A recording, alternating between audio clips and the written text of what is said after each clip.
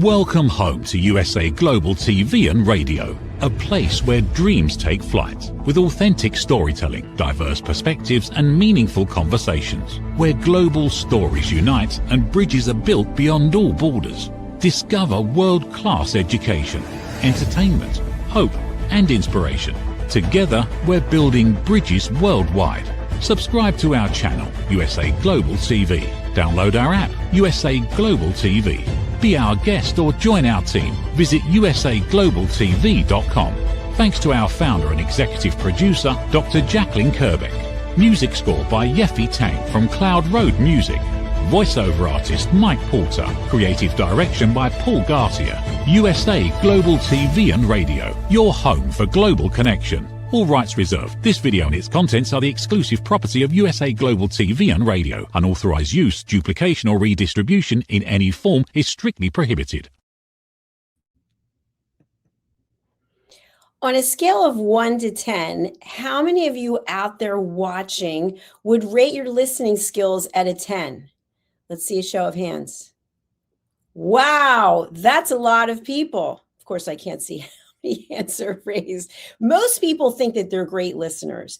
But what I'm here to talk to you about today and my co-host is whether or not you're actually listening or you're actually overanalyzing what the other person is saying. Sometimes we're overanalyzing our own thoughts, and therefore we're not even present with ourselves. We're going to discuss this further. I'm Dr. Jacalyn Kerbeck, and we're here on A Woman's Prerogative.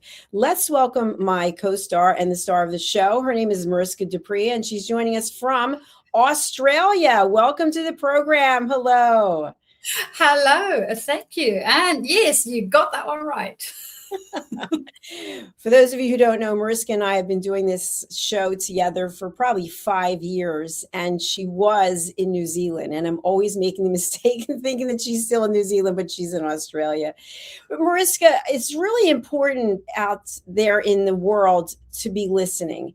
And people think, they truly do, that they're great listeners. And what I found is when I'm teaching a workshop or I'm leading a keynote, I will ask that question. Raise your hand if you think you're an excellent listener. A scale of 1 to 10, you're an 8 or higher. Almost every hand in the room goes up except for the people who fell asleep. And what's interesting is that I find during the presentation that they're actually not listening. And we do role plays and one-on-ones, and people are not listening. And part of the reason that we have a hard time listening is because our mind doesn't stop and we can't focus. And we start analyzing and overanalyzing. So you have an engineering background. You have a different work experience than I do, but we're both coaches. You are a higher level coach than I am, and you've helped so many different people. What do you make of this? The fact that people think that they're excellent listeners when they're truly not even paying attention? I think we go into zombie mode a little bit. In the sense that we think we are conscious and we are operating and we live in the world, right? We haven't killed ourselves yet. We lived up to whatever age you are now. But were you really awake? And all that time, and I can honestly say there's times that I know for a fact I have checked out even though my body was still going. And that might have happened during conversations. It might be happening right now. You might not even be here right now, and neither am I. We're both checked out. Yeah, who knows? And it happens a lot. I remember having a conversation with one of my clients, and this specific client really struggled with listening, not because they didn't want to listen, but because there was a lot of underlying beliefs running in the background that prevented them from actually listening. There were so many internal things happening, being afraid that they didn't know what to say, being afraid that there would be an awkward pause or silence, being afraid of what the other person would think, none of which they can necessarily control or do anything about while they are in this overthinking space, right? But when we stop and actually be present, just for a little while, we might notice what the other person is saying and get into the conversation and be interested in whatever the thing is for a tad. I'm not saying that it's going to become your favorite subject. And then not overthink all the internal processes, because, oh man, can we focus on that way too much? Way too much. And, I've been teaching listening courses for probably 5 years now, and nothing has changed when it comes to skill sets that are needed to listen. And one of the things that I just want to point out, and you and I have discussed this many times, is setting a boundary and asking permission. So if I just walk up to you on the street, or I see you somewhere in the public domain, and I just start, oh, blah, blah, blah, blah, blah, blah, you're probably not paying attention because you already were thinking about something else. It's almost like right now, you and I are in different countries. It's a Thursday here, it's a Friday there. You're in winter, we're in summer. It's a completely different world. But at the core, we still have the capability of building a relationship, which we are. We're good friends, and we've never met in person because we actually listen to each other. And so what I suggest is that we ask permission to share a story. Mariska, would this be a good time for me to share something with you? It's going to take about 10 minutes. I love it. What do you want to share? So now I asked for the permission. I framed it up. I need 10 minutes of your time. And I better stick to the 10 minutes, because if I go over the 10 minutes, then the next time that I approach you, you probably be thinking, she's going to talk for 15, 20, 30 minutes. But what ends up happening is, and it's so common on the phone, someone makes a phone call, you answer the phone, and the person just blithers. They just start blah, blah, blah, blah, blah, blah, blah, blah, blah. They didn't say, would this be a good time for us to have a conversation? And one of the feedbacks that I've been given about this is, well, why would you pick up the phone if it wasn't a good time? So part of the reason why we pick up the phone is because we see the person's name. It's in the phone. I see Mariska calling. I want to let her know that I'm answering the call, but this is not a good time because I'm actually hosting a TV show right now. So how could I have a conversation with Mariska when I am doing the television show? And so I'd love you to speak on this. This happens all the time. You come into a room, a person, and you are talking to someone who is in front of you at a desk in the kitchen doing something, and you start talking to the back of their head. You're standing there talking to the back of a head, and you expect that the person is going to understand or be totally present. What are your thoughts about whether or not this is a great move to make when you're trying to have a strong bond and connection with someone? I can just see how it goes. I know how it goes wrong. Never mind seeing how it goes wrong. And it wasn't even the back of the person's head. They were busy. I could see they were busy. And then I started talking, expecting a response back and not getting it. Luckily, I also remembered some of our conversations going, yeah, okay, I'm not going to get upset about it because it was actually my fault, right? I didn't do the thing that was supposed to happen by first getting their attention, finding out whether it's a good time now to get their attention. I don't know what they're busy with on their phone these days. Our phone is like a mini PC. You can be busy with anything. I don't know. So checking in. Hey, can we have a quick conversation? Can I quickly ask you a question? Because it was literally a quick question. I just wanted to know what they wanted to drink. And yet, I still need their attention to get a proper response back. Well, think about what you just said, and I'm glad that you shared that example. At that time, you were wanting to know what the person wanted to drink. So that was a priority to you. But to the person, that might not have been a priority.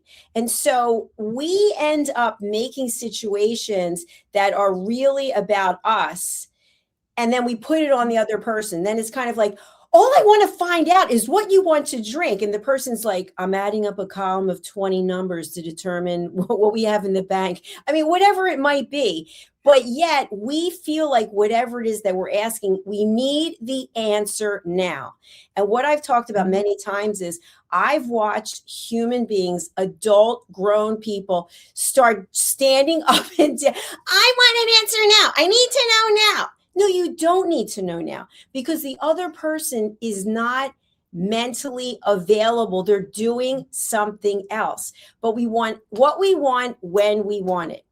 And without asking for that permission, which, by the way, this is another example. You see someone on the phone or they're on the speaker, whatever the case might be, and you start talking to them and they're like, I'm on the phone. Like and meanwhile, if it's on the speaker, the other person can hear you talking, but you still keep talking. It's unbelievable. And I hate to bring this one up. I see it at the gym all the time. I literally want to unsee it. People going into the stall to go to the bathroom and they're on their phone. May I ask why? Please, this is not even a hygiene issue. It's about setting boundaries. Does the other person need to hear you in the bathroom? Do the people who are in the bathroom need to hear you talking to the person who might not know that you have them on speaker in the bathroom? Totally socially irresponsible, because you now are betraying that other person's confidence that you have them on speaker in a public facility. But people don't even think about it because they want to talk when they want to talk. So Mariska, when you are working with your clients and you find that they have problems in their life, in relationships, when do you start exploring that person, your client's ability to be present and focus? Well, typically what I have found with most clients, with most of us in general, is if you have a specific type of behavior that you typically exhibit, whether you want to or not, it will show up during our sessions. Yes, because guess what? You don't switch it off. You will come in with the best of intent, and at some point it will still happen. So what I have found really helpful is preempting it as this is something that if I notice it, I'm going to bring it up just so that you can notice it too, right? One of the things about anything we want to change, doesn't matter whether you want to change your weight or whether you want to change your bank account or anything else in between that. Anything we want to change, we need to create awareness around it first. If we are not aware of it, if we don't know about it, we cannot change it. It is not possible for us to change it because we don't even know about it or that it's an option to change it. So that's the first thing that would typically happen. So if I find that the client might be interrupting, typically that doesn't happen so often within a coaching session, but they might talk for ages and not give any other opportunity for anybody to bring any ideas into that space.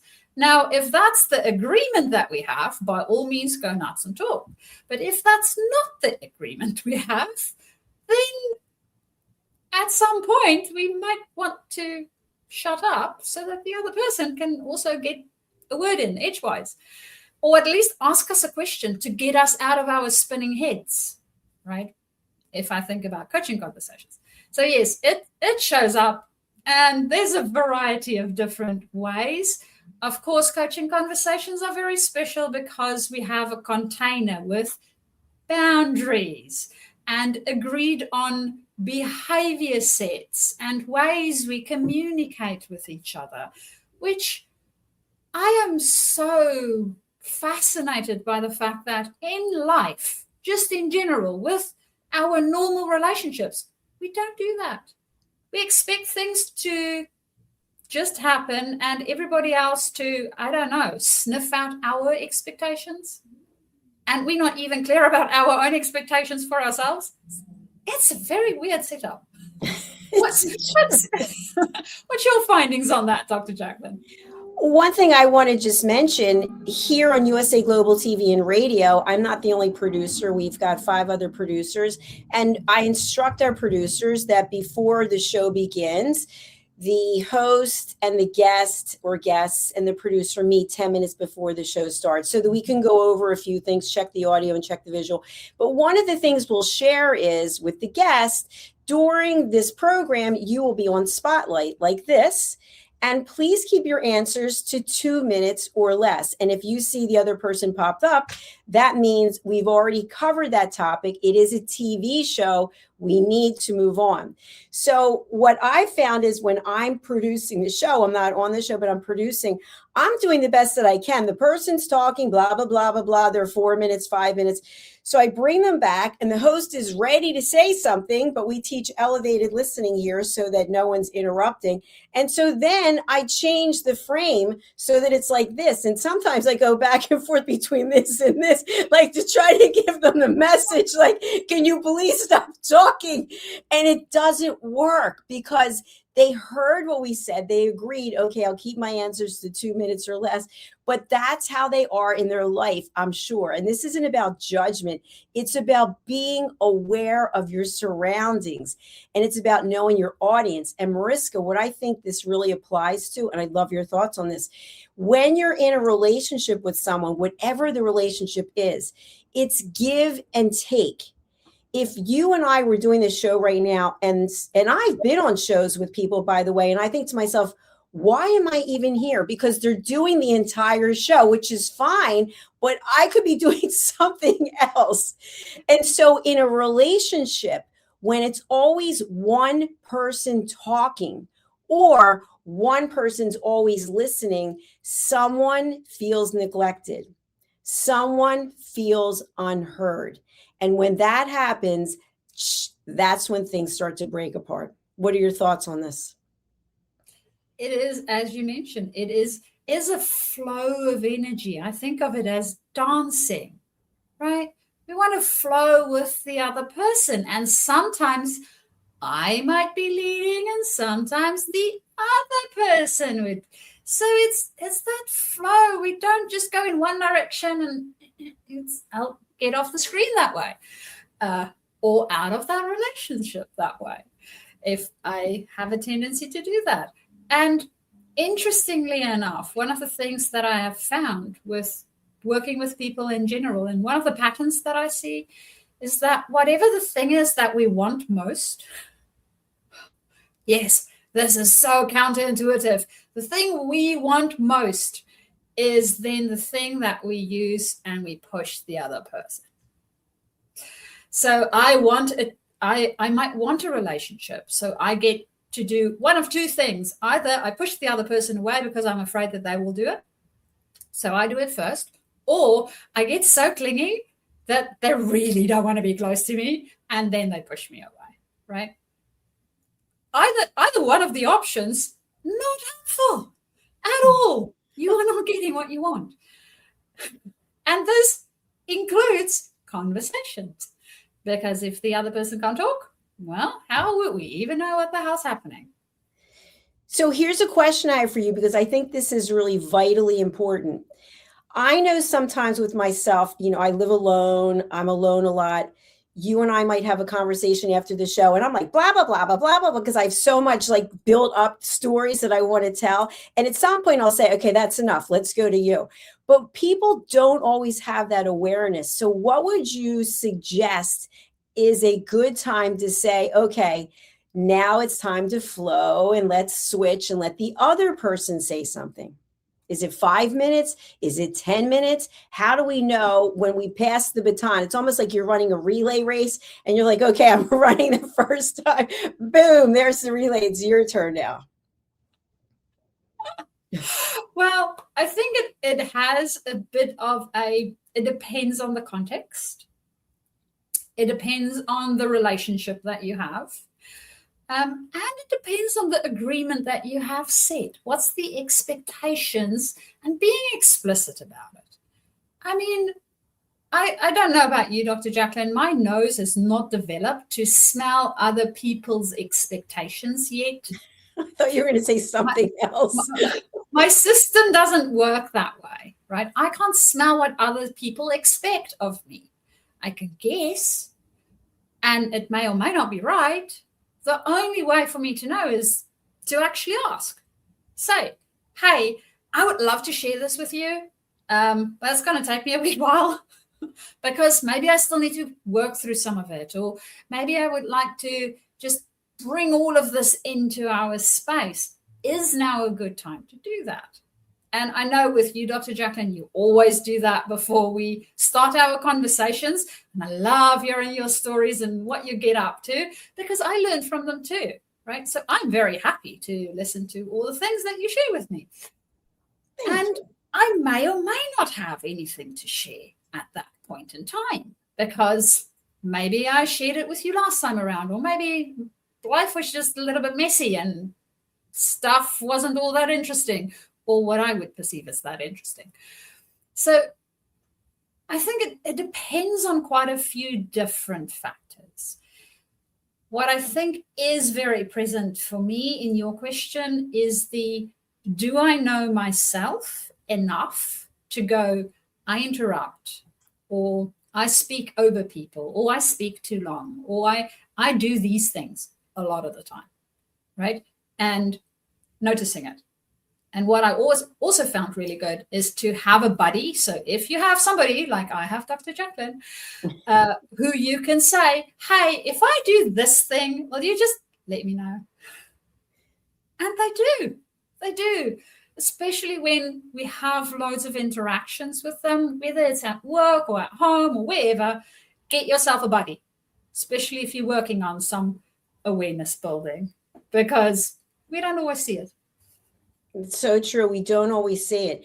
And something else I think is really relevant. Let's say you have something that is really important, that it could be something happy, something sad, maybe it's about your relationship, and your significant other is a big fan of soccer, right? We've got the World Soccer matches going on, and you decide at the very moment that the game is on that you are going to go and ask your significant other, it seems like you're not really interested in me. I don't know. What are you thinking? What are you thinking? Because if the person is already excited and committed to doing something, and now you come in with whatever your story is, maybe it's good news, maybe it's bad news, maybe it's something about the relationship. Think about the timing. If the person is engaged and watching this soccer match, they cannot be available to listen to what you have to say. And that's where we start to lose it as humans, because our emotions start taking over and we no longer have any logic. All we have is this need that I've got to tell someone something. And I've seen this and experienced it. I've done it myself before I started working on my listening skills. Something happens and you pick up the phone, and the person doesn't answer. You call the next person and the next person and the next person. And I've seen where people get so desperate, they just put it on social media. This just happened to me. What do you think? Asking unknown people, strangers, about your personal information because we can't control ourselves. And then here's another one, and I want you to weigh in on this. Someone, and I was having a conversation with the person, and the person was really anxious to talk about something. And I said, this actually is not the best time for me because I'm in the middle of this project, but I'd be happy to talk to you tomorrow. Oh, I don't care if you're not available right now. I'm going to tell you anyway. I just told you that I'm not available. I'm literally not available because I'm doing something else. So I said to the person, okay, let me just explain something. I'm not going to be listening. So I'm sure that when you finish saying whatever it is that you're saying, you're not going to have any closure. You're not going to feel any better. You're probably going to feel worse. And then the person said, well, why don't you just stop doing what you're doing? And that's how we think a lot of the time, because what I have to say is so much more important than what you're doing. And that is a judgment. So when we start saying that what we're doing is more important than someone else, we're saying I'm more important than you. I have more value than you.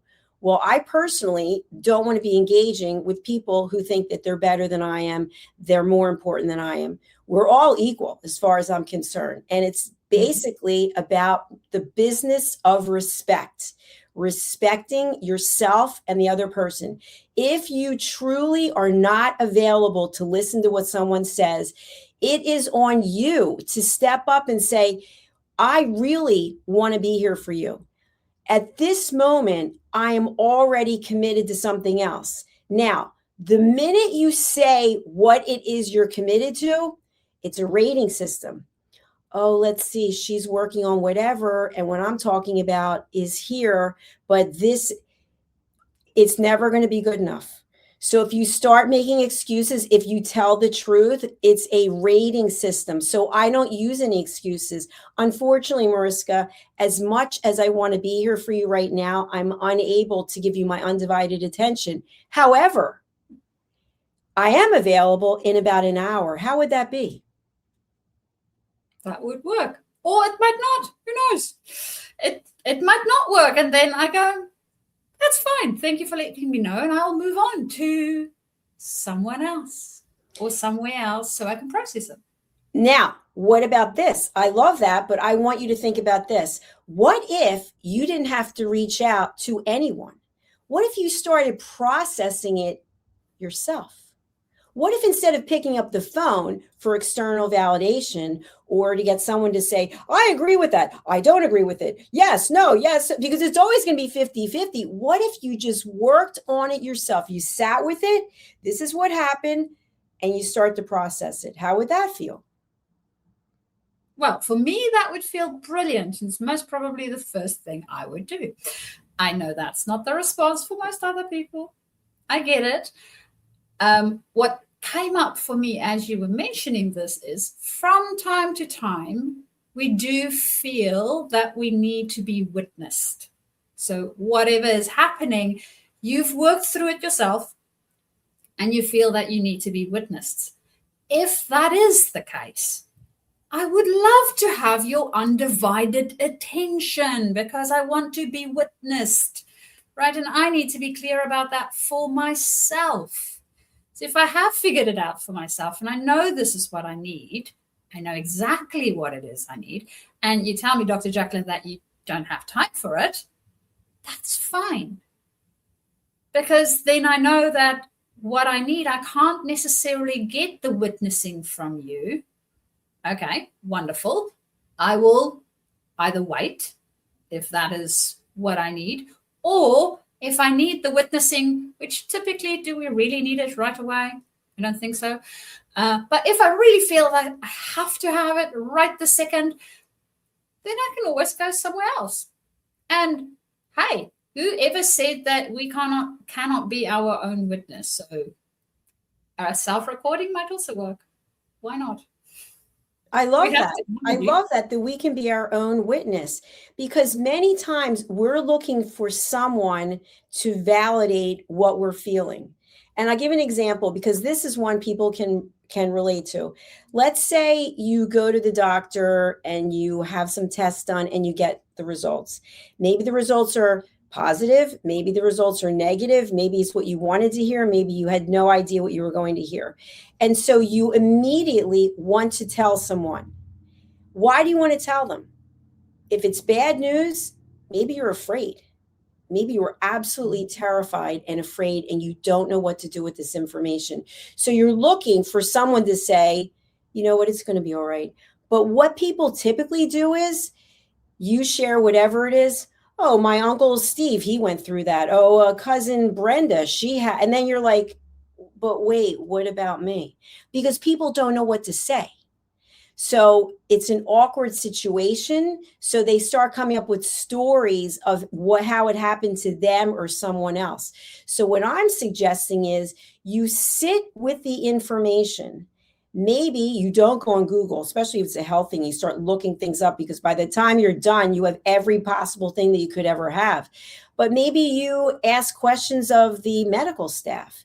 Maybe you find out what the next steps are, and then you decide how do you feel about that before you go and start asking other people, oh, I wouldn't do that. I wouldn't take that medication. I wouldn't get that test, because that's what people do. We give our opinions when no one asked for it. But if we set ourselves up that way, then that's all we can expect, because we're putting our situation into someone else's hands. Now, Mariska, one of the things that we can do is we can say, Mariska, I'm going to share something with you because I just want to get it off my chest. It's nothing about you, but I really would like it if you would just listen and not give your opinion. Would that be possible? Well, with me, yes. Of course it would, right? Because you're evolved and you've been working on. Most people, it's not possible. And people will probably say, I can't do that. Like, don't even tell me then.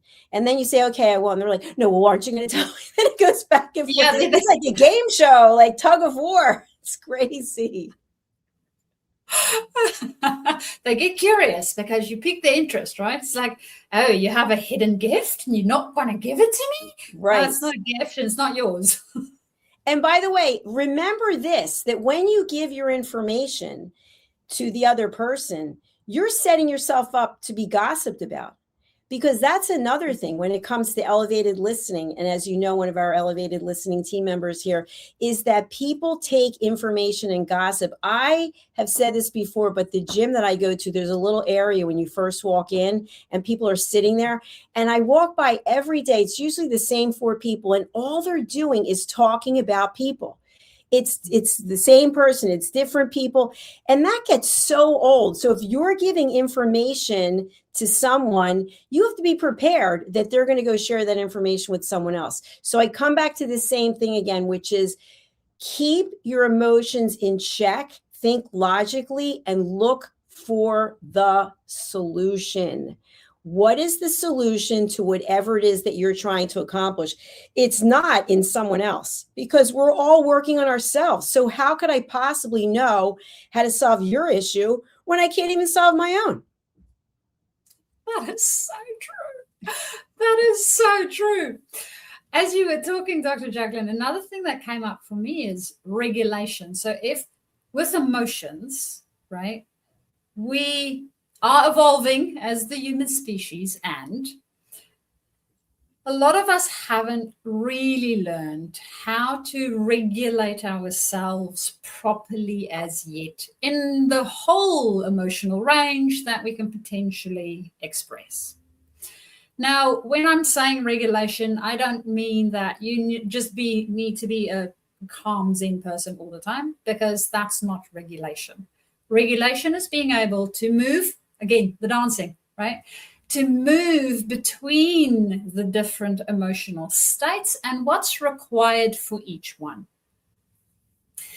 And I think part of what happens, and because we are not internally clear about it, we didn't sit with it long enough to figure out what is happening for us, we didn't build awareness about it, is we might need some co-regulation. And we haven't realized it yet. So per your example of getting some very, very intense medical news, right? Emotionally, it is going to be heavy, guaranteed, right? I don't care what type of news it is for your health. If you get bad health news, you will have an emotional response that you might not enjoy. And that co-regulation might be required, and the people around there may or may not be equipped for it. And I think that is, if we can, for ourselves, at least just realize that and go, okay, I'm having this response. I don't really need to think through the thing. I don't need the solution per se. I need co-regulation because my system isn't regulated properly. And then going, all right, so Dr. Jacalyn, I want to tell you a story. I don't really need you to listen to me. It's fine. You can continue with whatever it is, right? I just wanted to check, what's your emotional state at the moment? Are you well regulated? Because then I can tell the story and I can vibe off your regulation. And I'll be okay with that. But then at least I'm aware of what it is that I'm looking for. I don't need you to listen to the story because it has nothing to do with the story. It has to do with my own regulation and being with somebody to regulate with me. And honestly, if you don't have another human being, and that's most probably why I love pets. Pets are wonderful to co-regulate with. They help us with that. And if you don't have that, nature, best co-regulating system ever. Don't have people around you that you need that co-regulation with, go hug a tree. Yes, it is medical advice. Go hug a tree for emotional regulation. They work. They will take whatever you give them and they will give back guidance and peace in spades. That's a brilliant point. And to dovetail off of that, when someone is very stressed out or they're having a tough day and you're in their presence and you have something that you want to share, probably not a good time to share it because they're already uptight, stressed out. Think about having a deadline that you have to get something done. Maybe your job is on the line and your partner wants to talk to you about whatever it is. And in the coaching that I've done, I've coached couples where the one person's at home during the day with the kids and taking care of the house, and the other person's out of the house working.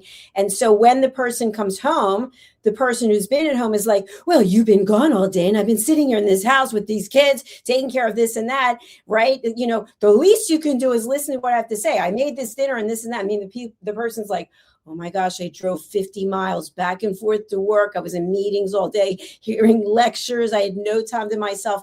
And all of a sudden, you're in an environment that's highly toxic and explosive because one person has expectations. Well, now's my time. Now that you're back in this house because you've been enjoying yourself all day. Meanwhile, they're working their you know what off. But it's kind of like unfulfilled needs. So each party is responsible for regulating themselves. And there has to be, I remember when I was married back in the Ice Age, that my spouse would come and we were both working and I would make the dinner and I'd be like, oh, how was your day? What's going on? And he said to me at some point, I've got to have half an hour. I need half an hour to switch off from the work mode until I'm in this house mode. And that made a lot of sense. Of course, the marriage failed and we got divorced, but that's another story. It made sense because the person needs time to adjust. We have to switch off one part of our brain. And men are very good at doing this, by the way, because men, from the research that I've seen, they really compartmentalize themselves. Whereas women, our wires are all crossed and we can handle a lot of things at the same time. But I want each and every one of us to think about what is the mindset of the person to whom you're speaking. It's called knowing your audience. And if it's not a great time because they are preoccupied, they're going through a lot, then deal with it another way. And my suggestion, it's always about finding the solution. Start with yourself. Say to yourself, you know what? I'm feeling very upset right now. I have a lot of anxiety. I'm sad. Whatever it is. Identify what it is. You did a great Talking Heads episode on all those emotions. I remember you had that chart. Maybe you can talk to that. And so you identify, I'm feeling something, so I'm not 100% right now. So this might not be for me the best time to make a major life decision. So put it to the side. Give yourself a time out where you're not going to be focused on it. Mariska, can you talk about that when you did your Talking Heads episode about emotions and how many of them there are? Not specifically the number, but. Well, one, there's loads. And one of the big things to go from what you've been saying about naming the emotion, the more granular we can get with our emotions, the better for us. Right. And the better we are at vocalizing exactly what the experience is that we are having. And then it becomes a lot easier to see, okay, now that I know this, what is it that I need to do that would help me? And what other state do I actually want to move towards? Because the state that you are in might not be the one that you want to be in, or that's appropriate as per what you said. For that specific situation. The person just came home. They want time to relax, right? So it's not the time to dump my biggest secrets and all my life dramas on their lap right then. They need some time to process their own things. And for me to understand not only the am I happy, sad, angry, that's very basic. When you experience something, so say for instance, you get bored, right? So this is something that happened not so long ago over a weekend. My husband asked me what we're going to eat. And it wasn't because he was hungry. It was because he was bored. And he just wanted to do something. I'm like, well, is it because you are hungry or because you are bored? It's like, yeah, okay, no, maybe it's because of my boredom, not so much my hunger.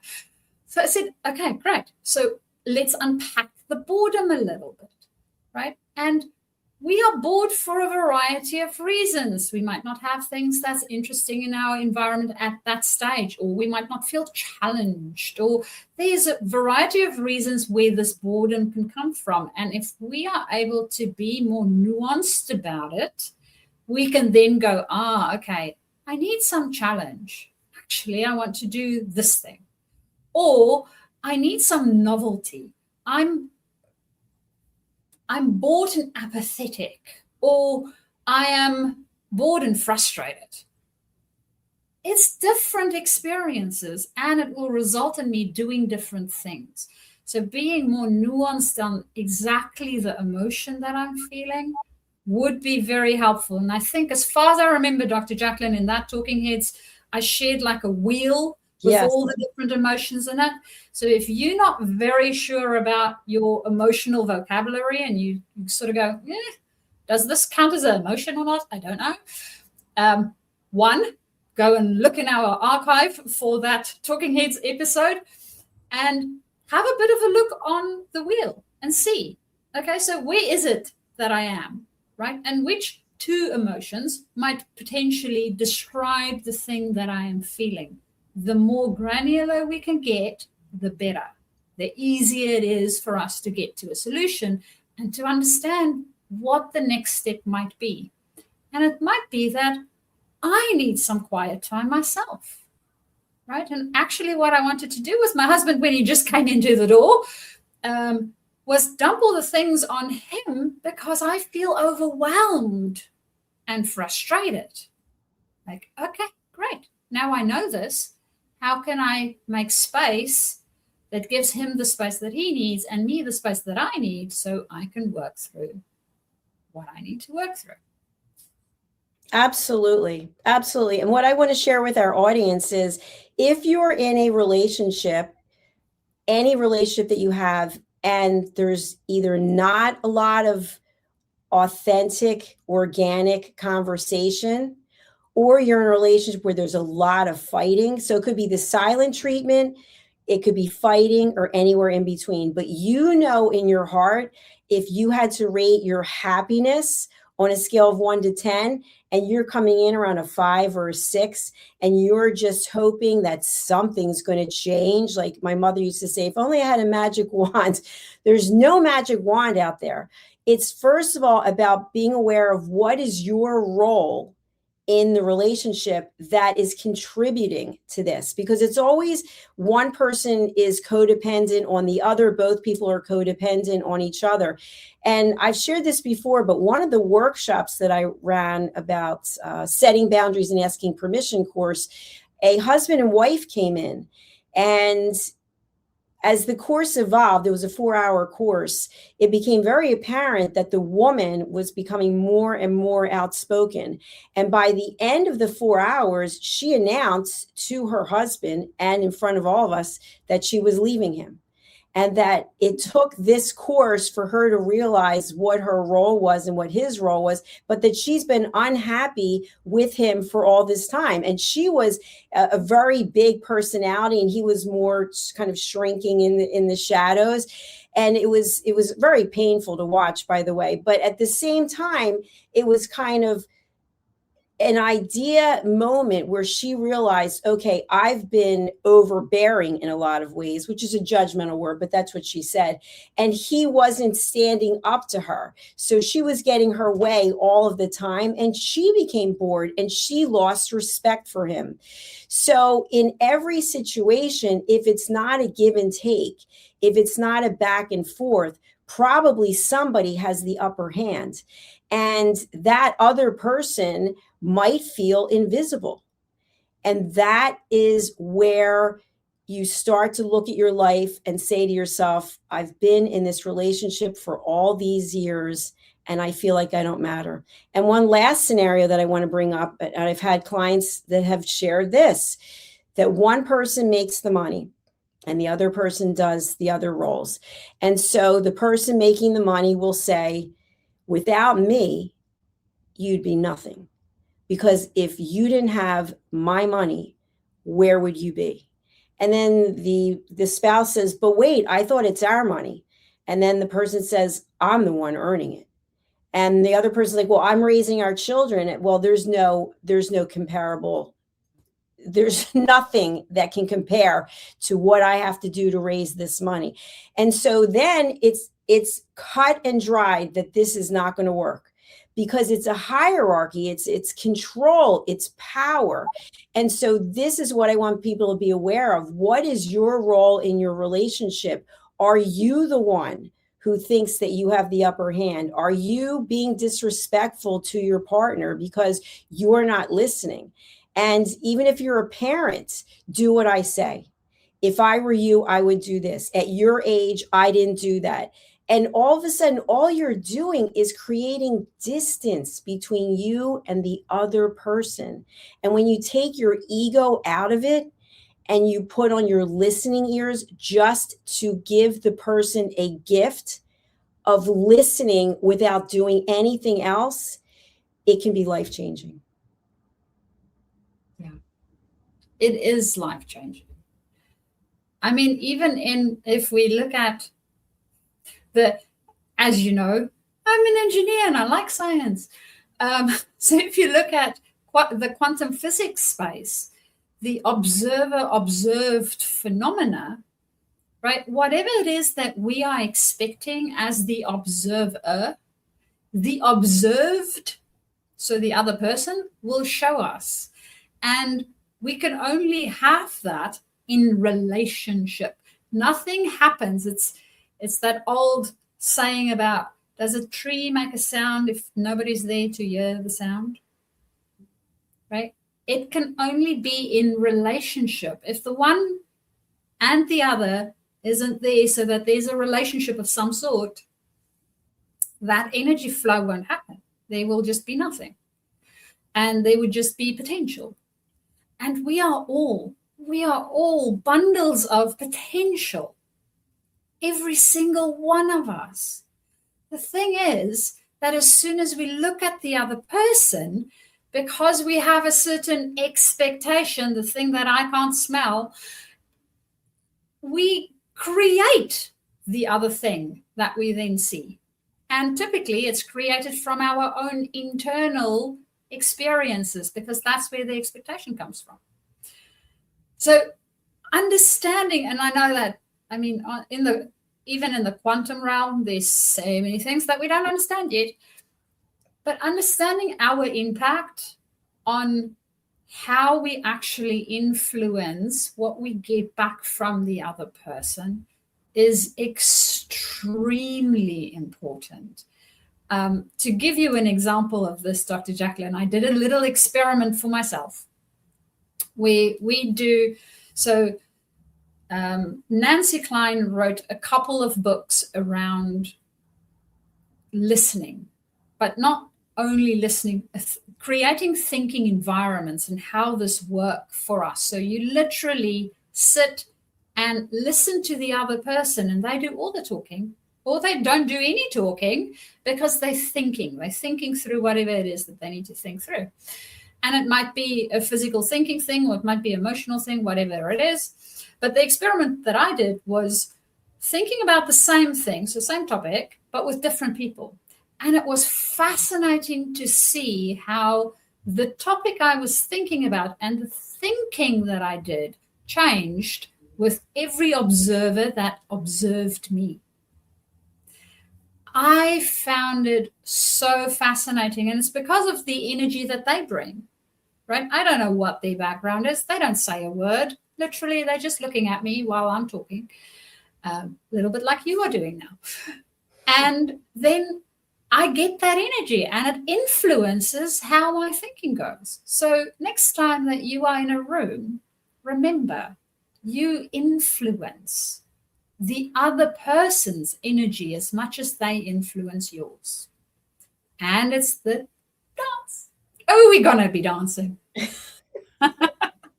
That's such an important point, because when you walk into a room, people can sense your energy.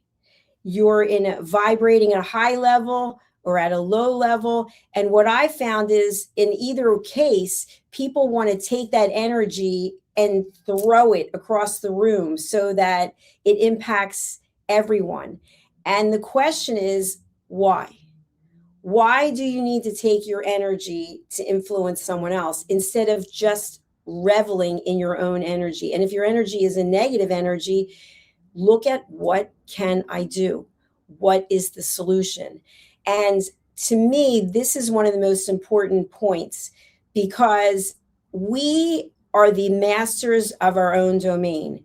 We can get assistance, support, help from you, for example, from me. I have coaches, you have coaches. It's basically, yes, you can reach out and get help. But the only person who is going to motivate you to do the work is you. And that brings me to my last point, which is, many times we know the information. We know this is not a good time to come up to our spouse and let them know about some bill, because they're already stressed out from work. They told you they have a major project that they're working on, and now you're coming up to talk about money. Not a good time. If you're looking to get an answer that you really like, maybe you want to go out on a shopping spree or something, not a good time. Know your audience and take a look at what is it that's motivating your behavior and how can you control it. Because to me, it is very upsetting to watch someone completely fall apart. If you have ever seen someone who wants attention, they want to make a point and no one's listening, and they just start getting more and more and more upset, they almost act like a child. It's painful to watch.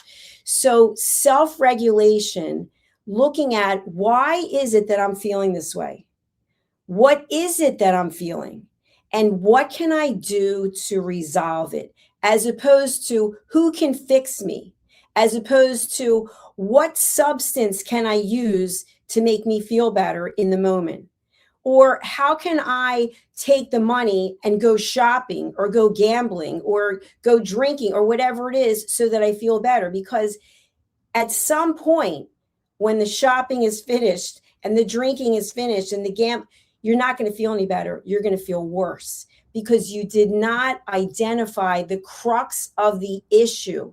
And without doing that, you are just putting a Band-Aid on something. As our dear friend, Red O'Loughlin, who has 3 shows here, he always talks about the fact that if you don't get to the crux of what your illness is, if you're just treating symptoms and you never get to the root cause of it, you're never going to cure the situation. You're never going to have real answers, because you're just placating it. It's almost like when you have a child and you keep saying, okay, whatever you want. You know what? That's fine. Here, take some toys. Here, have some food. Here, have some sugar. Here, have some cereal. You're not addressing the situation, and it's going to mount higher and higher and higher. And we are way off our timing here. So our show continues. Mariska, what is it that you can help people with? And you are in Australia. We have a global audience. So can you work with people regardless of where they are?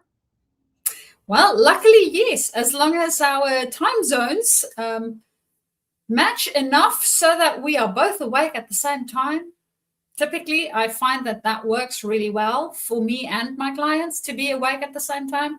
So other than that, any time zone would do.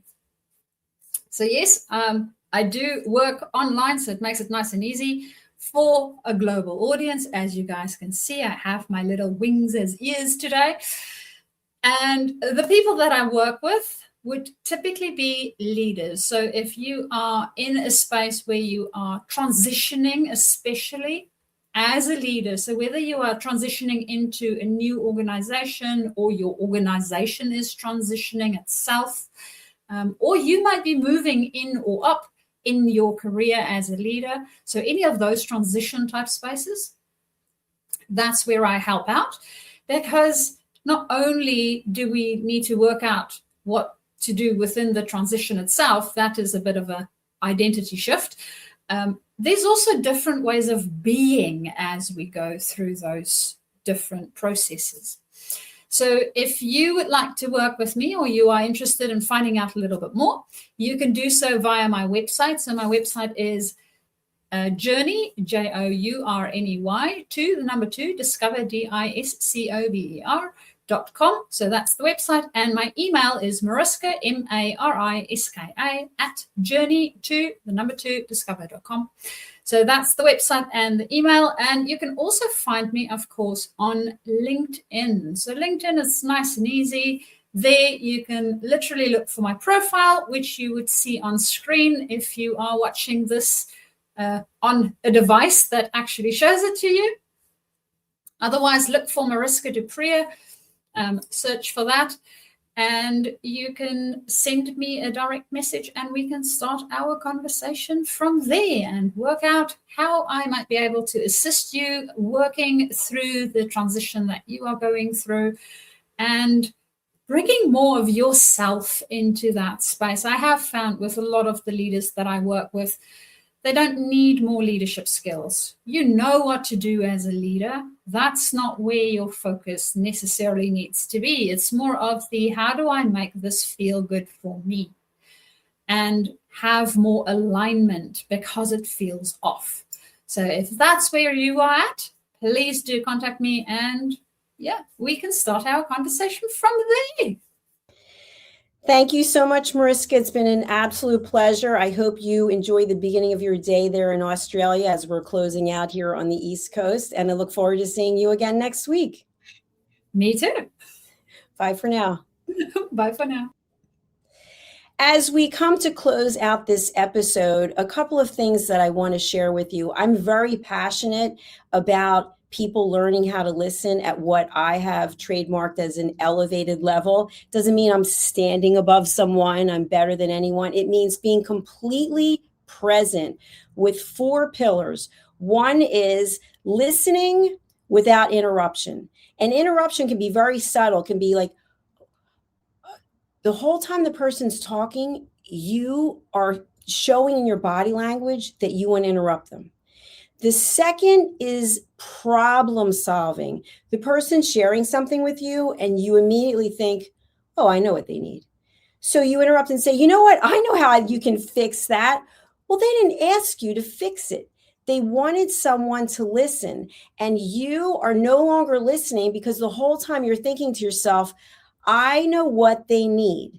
And sometimes, especially with males, there's interruption. You know what? I don't need to hear the rest of this. What you need to do is this. No, that is not what I need to do. But what you realize is that that person's probably not the one to be sharing the information with. The third one is stage hogging. That's where you're sharing a story about something and the other person cuts in and says, oh, I had something similar happen to me. Like when I was sharing about medical results, and all of a sudden you're there on a stage and no one's listening. It's almost like that big hook came out and took you off the stage and the other person's there. Now they have the stage. So you never got to share your story because the other person stole the stage. And the last one, it's the toughest one of all. It's judgments. And if you think about all the things that are going on in this world, especially what we see posted on social media on a regular basis, there is so much hatred out there. It is gotten to the point where I am unfollowing people on a regular basis because I don't want to see or read or know anything about hatred. I don't want to hear about we need to take out this person and do this and do that. It's all anger filled with hatred, and you're no longer listening. That's why politics is so despised in so many ways, because we look at politicians and we say, well, if only they would listen to each other. Well, why don't you start with listening in your own home? Why don't you start with listening to yourself instead of needing outside validation? So I'm going to end with a selfish plug, which is I've now published, I think, 28 books. I'm not sure, but this is my Bible of listening. It's called Mastering the Power of Elevated Listening. It's filled with case studies. It's a very easy read. You can pick it up at any fine bookstore. And my other book that I really want to mention is Holy But Harmful, The Silent Sin of Judgment, How Hidden Judgments Destroy Relationships and Damage Lives. And in this book, I have 100 statements that I personally have heard people say that are filled with judgment. And we don't think they are when we say them. It's just like when we're gossiping, we don't really think that we're hurting anyone, but we actually are hurting ourselves. So I'm just going to read a couple statements and you can take them as you will. They sold their house and now they're living in an apartment. How good could things be for them? Completely judgmental statement. You have no idea what their situation is. Maybe they don't want to take care of a big house anymore. Maybe they want to rent and take things from a different perspective. He never had his bar mitzvah, so technically he isn't Jewish. Why are you commenting on this? It's because we are always sticking our nose somewhere because we want to give our opinion. And then the last one, he eats beef, so he can't be a true Hindu. Really? This is what we do. We make these statements and we declare that this is the way that it is because we've decided it. No, we don't get to judge other people and say that we are a good person and say that we're actually listening, because the whole time in our mind, we're thinking this: oh, she's a Democrat. Oh, she's a Republican. Oh, she's pro-abortion. Oh, she's against abortion. Oh, she's for guns. Oh, she's not for guns. Oh, she's for the death penalty. She's not for the death. On and on and on and on. And while we are absolutely entitled to our own opinions, elevated listening is basically putting your opinions aside to actually be present for someone to share what they want to share. And if you've ever been in a situation where you felt invisible and you felt small and you felt unheard, and then someone came into your life, it could have been a stranger, and they actually were there for you while you shared a story and they didn't want anything in return, I bet you remember it right now. And on the opposite side, when we've been in conversations where somebody stole the stage, it could have been at a dinner party and so, blah, blah, blah, blah, blah, blah, blah. And we can't wait to get out of that dinner party because the other person has no awareness about social etiquette. Or, as we talked before, about the flow. One person speaks and one person listens, and then so on and so forth. So I will close out today thanking you for being here. I really do appreciate it. If you're new to our network, please do subscribe. I'm going to bring up our YouTube channels. We have two: USA Global TV and Radio and Dr. Jacalyn Kerbeck. And we would love to have you join our community. And we have over 60 different TV shows. So you can find them many different places, but I always send people to the YouTube channels. And finally, I want to thank each and every one of you who have been following us for the last 5 years. It means so much to not have any experience in the television business and then be surrounded by people like Mariska, who really have been here since the beginning and have helped create what we've created, which is world-class education, giving back, hope, and inspiration. Take good care of yourself. And remember, if you want someone to listen to you, you need to start with yourself. Be a good listener for someone else. Thank you and take care. Every great story begins with a vision. At USA Global TV and Radio, for years, we've been providing world-class education, entertainment, inspiration, imagination, connections, and hope. Most people don't stay to watch the outro or the credits, but it's the people behind every success, behind every breakthrough, and behind every unforgettable story who matter. The TV show hosts, our guests, our sponsors, our publicists, our production team, our distribution team, our search engine optimization team, and so many more. You're the ones who make the difference. Every great story belongs to the people who bring it to life. Our future looks bright at USA Global TV and Radio, and that's because of you, our loyal fan base all around the world in more than 60 countries. Together, we're making a difference because you matter. USA Global TV and Radio, live streaming to over 60 countries. Voiceover, Dr. Jacalyn Kerbeck. Video production and direction, Paul Garcia. Subscribe to our channel, USA Global TV and Radio on YouTube. What if many of the problems we associate with aging are not random? What if there are identifiable causes behind declining energy, chronic disease, and memory problems? We have been told that aging is simply something we must accept, that slowing down is normal, that growing older means growing weaker. But what if that's only part of the story? Why do some people remain active and engaged well into their later years? Why do others struggle with disease, fatigue, and declining health? What is happening beneath the surface? What processes drive aging? In Aging Sucks, what if many of the problems we associate with aging are not random? What if there are identifiable causes behind declining energy, chronic disease, and memory problems? We have been told that aging is simply something we must accept, that slowing down is normal, that growing older means growing weaker. But what if that's only part of the story? Why do some people remain active and engaged well into their later years? Why do others struggle with disease, fatigue, and declining health? What is happening beneath the surface? What processes drive aging? In Aging Sucks, researcher, educator, and author Red O'Loughlin explores what researchers have discovered about why we grow older. No medical degree required, no confusing jargon, just clear explanations of what researchers have discovered about the processes that influence aging. You cannot stop aging, but understanding its causes may help you make better decisions about your health, your future, and your quality of life. Because understanding comes before action. Action creates hope. Aging sucks. End the guesswork.